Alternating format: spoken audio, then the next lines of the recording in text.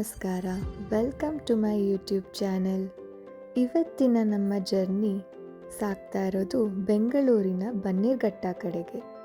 ಬನ್ನೇರುಘಟ್ಟ ಅಂದಿದ ತಕ್ಷಣ ಎಲ್ರಿಗೂ ನೆನಪಾಗೋದೇನೆ Bannerghatta national park ಹಾಗೂ ಬಟರ್ಫ್ಲೈ ಪಾರ್ಕ್.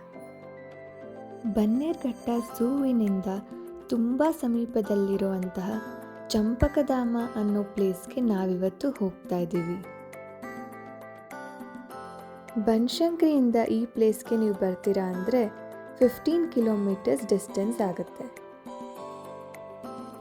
ಇನ್ನು ಈ ಪ್ಲೇಸ್ಗೆ ಮೆಜೆಸ್ಟಿಕ್ ಕಡೆಯಿಂದ ಬರೋದಾದರೆ 25 to 30 ಕಿಲೋಮೀಟರ್ಸ್ ಅಷ್ಟು ಡಿಸ್ಟೆನ್ಸ್ ಆಗುತ್ತೆ.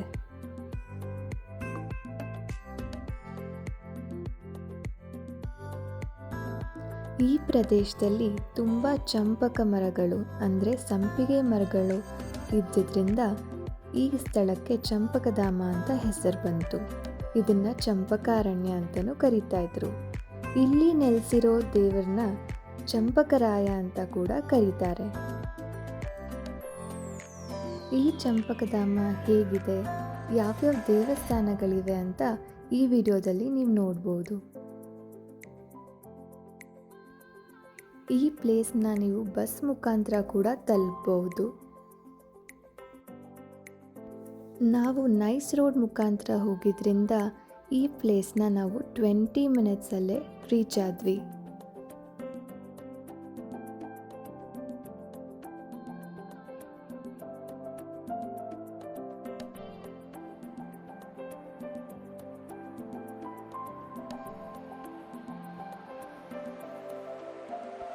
ಬನ್ನೇರುಘಟ್ಟ ಸರ್ಕಲಿಂದ ರೈಟ್ ತಗೊಂಡು ಮುಂದೆ ಹೋದರೆ ದೊಡ್ಡದಾದಂಥ ಗೋಪುರ ಕಾಣಿಸುತ್ತೆ, ಅದೇ ಚಂಪಕಧಾಮ.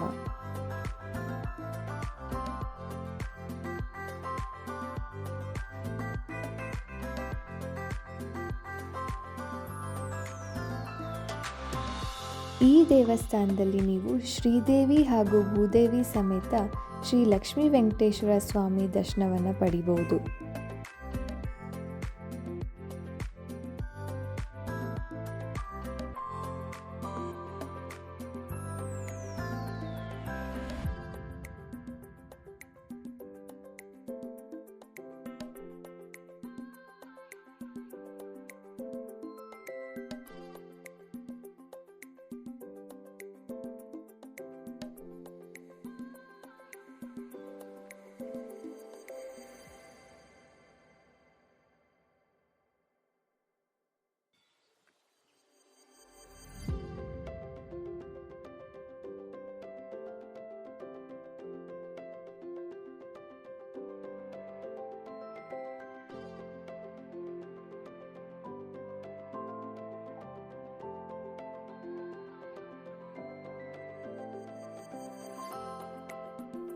ಈ ದೇವಸ್ಥಾನದಲ್ಲಿ ನಿರಂತರವಾಗಿ ಬ್ರಹ್ಮರಥೋತ್ಸವ, ಕಲ್ಯಾಣೋತ್ಸವ ನಡೀತಾ ಇರುತ್ತೆ ಹಾಗೂ ಮದುವೆಗಳು ಕೂಡ ನಡೀತಾ ಇರುತ್ತೆ.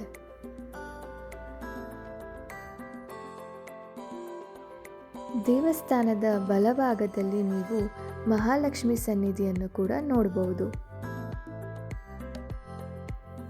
ದೇವರ ದರ್ಶನ ಮಾಡಿಕೊಂಡು ನಾವು ಬೆಟ್ಟ ಹತ್ತೋಣ ಅಂತ ಹೊರಟ್ವಿ. ಬೆಟ್ಟ ಹತ್ತಕ್ಕಿಂತ ಮುಂಚೆ ನಿಮಗೆ ಎಡಭಾಗದಲ್ಲಿ ನಾಗರಕಟ್ಟೆ ಸಿಗುತ್ತೆ ಹಾಗೂ ನವಗ್ರಹ ದೇವಸ್ಥಾನ ಸಿಗುತ್ತೆ. ಬಲಭಾಗದಲ್ಲಿ ನಿಮಗೆ ಗಣೇಶನ ದೇವಸ್ಥಾನ ಕೂಡ ಸಿಗುತ್ತೆ. ದೇವರ ದರ್ಶನ ಮಾಡಿಕೊಂಡು ನೀವು ಬೆಟ್ಟನ ಹತ್ತಬಹುದು.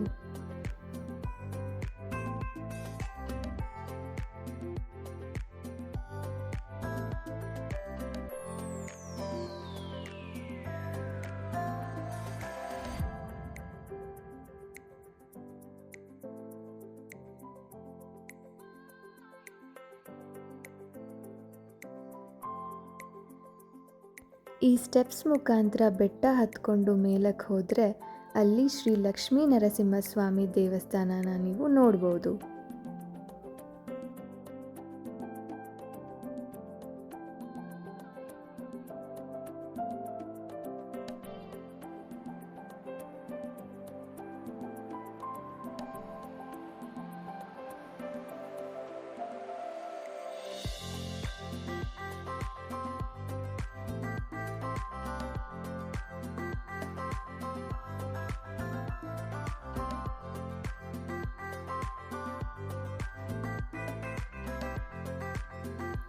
ಈಗೇನು ನೀವು ವಿಡಿಯೋದಲ್ಲಿ ನೋಡ್ತಾ ಇದ್ದೀರಾ ಅದೇ ಶ್ರೀ ಲಕ್ಷ್ಮೀ ನರಸಿಂಹಸ್ವಾಮಿ ದೇವಸ್ಥಾನ.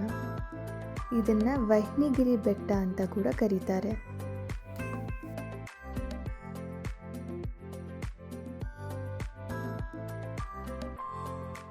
ದೇವರ ದರ್ಶನ ತುಂಬ ಚೆನ್ನಾಗಾಯಿತು. ಬೆಟ್ಟದ ಮೇಲೆ ತಂಪಾದ ಗಾಳಿ ಬೀಸ್ತಾ ಇತ್ತು. ಅಲ್ಲಿಂದ ವ್ಯೂ ಕೂಡ ತುಂಬ ಚೆನ್ನಾಗಿದೆ. ತುಂಬ ಹೊತ್ತು ಇಲ್ಲೇ ಕೂತ್ಕೊಂಡು ಟೈಮ್ ಸ್ಪೆಂಡ್ ಮಾಡಿದ್ವಿ.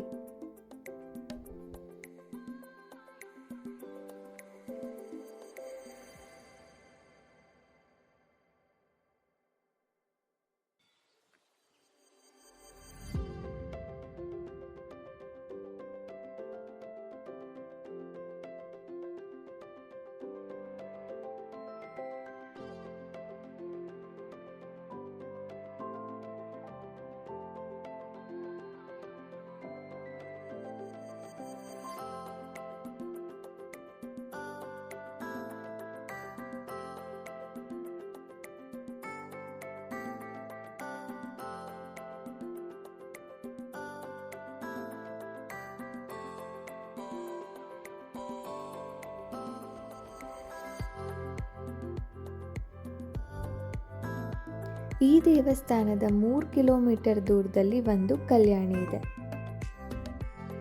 ಈ ಕಲ್ಯಾಣಿನ ನೀವು ತಲುಪಬೇಕಾದ್ರೆ ನಡ್ಕೊಂಡೇ ಹೋಗಬೇಕಾಗತ್ತೆ. ಇಲ್ಲಿ ಯಾವ ಗಾಡಿ ಕೂಡ ಹೋಗೋಕ್ಕಾಗಲ್ಲ. ಇಲ್ಲಿಂದ ನೀವು ಕಲ್ಯಾಣಿನ ತಲುಪೋ ಜಾಗ ಓಪನ್ ಪ್ಲೇಸ್ ಆಗಿರೋದ್ರಿಂದ ಆದಷ್ಟು 10 ಗಂಟೆ ಒಳಗೆ ಬಂದ್ರೇ ಒಳ್ಳೆಯದು. ತುಂಬ ಬಿಸಿಲು ಕೂಡ ಇರುತ್ತೆ. ಇದು ಫಾರೆಸ್ಟ್ ಏರಿಯಾ ಆಗಿರೋದ್ರಿಂದ ಸಂಜೆ ಹೊತ್ತು ಇಲ್ಲಿ ಬರೋದಕ್ಕಾಗೋದಿಲ್ಲ.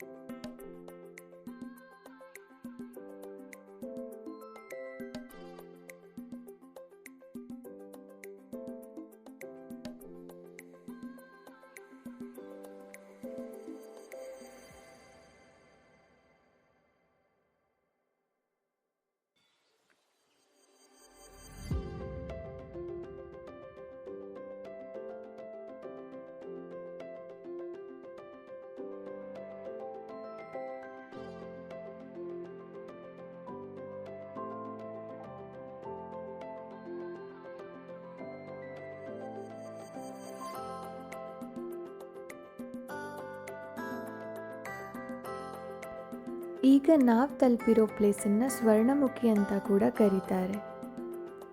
ಈ ಜಾಗದಲ್ಲಿ ನೀವು ಕಾರ್ಯಸಿದ್ಧಿ ವೀರಾಂಜನೇಯ ಸ್ವಾಮಿಯ ದೇವರ ದರ್ಶನ ಮಾಡ್ಕೊಳ್ಬಹುದು. ಶಿವನ ದೇವಸ್ಥಾನ ಕೂಡ ಇಲ್ಲಿದೆ.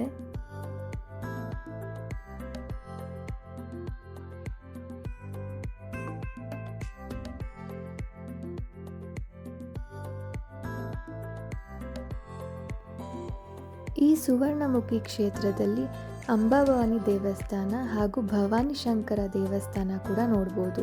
ಆ ದೇವಸ್ಥಾನದ ಎದುರುಗಡೆನೆ ನಿಮಗೆ ಕಲ್ಯಾಣಿ ಇದೆ. ಈ ಕಲ್ಯಾಣಿಯ ವಿಶೇಷ ಏನು ಅಂದರೆ ವರ್ಷಕ್ಕೊಂದ್ಸತಿ ಜಾತ್ರೆ ಆಗುತ್ತೆ.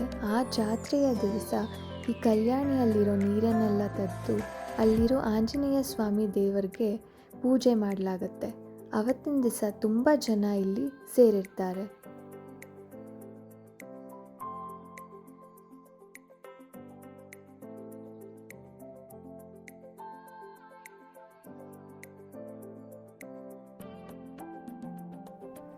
ಭಕ್ತಿ ಹಾಗೂ ಶ್ರದ್ಧೆಯಿಂದ ಈ ಕ್ಷೇತ್ರಗಳಿಗೆ ಬನ್ನಿ.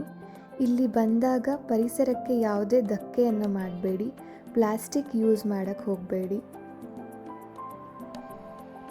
ಇಂತಹ ಪುರಾತನ ಕಾಲದ ದೇವಸ್ಥಾನಗಳನ್ನು ಕಾಪಾಡೋದು ನಮ್ಮ ಕರ್ತವ್ಯ ಆಗಿರುತ್ತೆ. ಇಲ್ಲಿ ದೇವರ ದರ್ಶನ ಮುಗಿಸ್ಕೊಂಡು ಮತ್ತೆ ನಾವು ಚಂಪಕಧಾಮ ಶ್ರೀ ವೆಂಕಟೇಶ್ವರ ಸ್ವಾಮಿ ದೇವಸ್ಥಾನಕ್ಕೆ ಹೋದ್ವಿ. ಅಲ್ಲಿ ಪ್ರಸಾದನ ತಗೊಂಡ್ವಿ. ನೀವು ಕೂಡ ಈ ಕ್ಷೇತ್ರಕ್ಕೆ ಒಮ್ಮೆ ಭೇಟಿ ಕೊಡಿ. ಈ ವಿಡಿಯೋ ನಿಮಗೆ ಇಷ್ಟ ಆಗಿದ್ದಲ್ಲಿ ಲೈಕ್, ಶೇರ್ ಹಾಗೂ ಕಾಮೆಂಟ್ ಮಾಡಿ. ಸಬ್ಸ್ಕ್ರೈಬ್ ಮಾಡೋದನ್ನು ಮಾತ್ರ ಮರಿಬೇಡಿ. Thank you for watching.